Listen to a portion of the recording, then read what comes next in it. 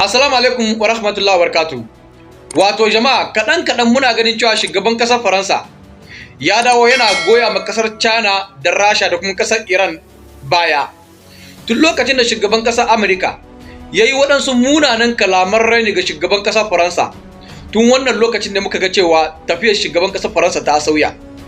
Shi yasa jiya Larabawa, su Kuwait, su Saudiya, su Dubai da sauransu, su Bahrain sun je can wajen kungiyar ONI domin suna neman ga kasashen duniya gaba ɗaya cewa a haɗa karfi da karfi domin a je a kai ma kasar Iran farmaki ta hanyar ƙasa.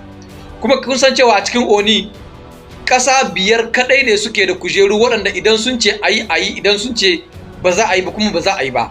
Sannan kuma wajen vote idan kasashen uku ne suka yi nasara suka ce to za a aikata, idan kasashen uku ne suka ce a'a to ba za a aikata ba. To shi yasa jiya da aka yi vote kun san cewa waɗannan kasashe waɗanda suke da kujeru cikin wannan ONI akwai ƙasar China, akwai Amerika, akwai Faransa, akwai Rasha, sannan kuma akwai ƙasar wallahi gudan na manta ban san inda yace ko kuma Royal Uni ne, ku sa muna a comment section. To daga cikin waɗannan kasashen 5 kasashe uku suka ce su basu mara ma wannan shawarar baya ba, ƙasar China da Rasha da kuma ƙasar Faransa. Shi yasa yau hukumomin kasar Iran sun bude hanya, jiragen man fetur na kasar Faransa sun wuce sun nufai kasar Faransa. Wato haka yana nuna cewa fa shugaban kasar Faransa fa ya fara yin hankali, ya fara samun tarbiyya, ya fara gane gaskiya.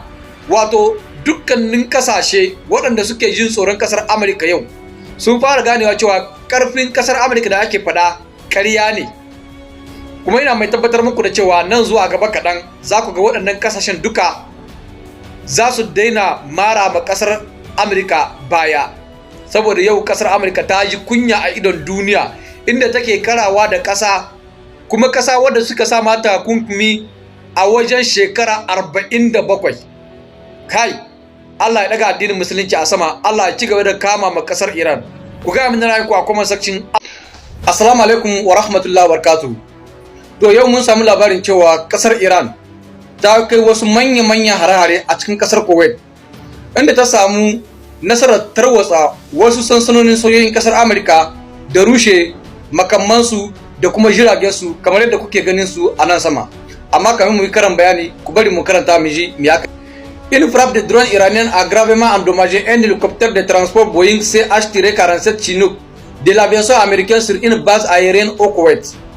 Jama'a a duk lokacin da kasar Iran ta kai manya-manyan har-hari, in ma na jirage ne mara matuka, in ma na misil ne, sai ta yi nasarar tarwatsa kayan Amurka da kuma kayan Larabawa har ma da kayan Isra'ila.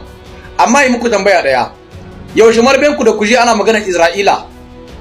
Yaushe marbenku da kuje a ce Isra'ila tana kai harara cikin kasar Iran? Saboda Isra'ila kwata-kwata yanzu ba ta da wani galihu. Billahi Isra'ila yau tana a kasa.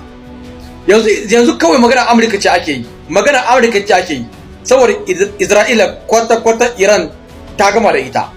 Ba zan ce muku ta gama da ita kankat, amma wallahi duk wani karfinta cikin kaso 100 kaso 80 duk an rage mata shi. Yanzu Iran da kasar Amurka ne take bugawa gaba da gaba, uwar kankat. Allah ya ci gaba da ba kasar Iran nasara, Allah ya daga addinin musulunci a sama. Ku ga mun ra'ayin ku kuma section, Allah ubangiji ya samu dace. Assalamu alaikum wa rahmatullahi wa barakatuh.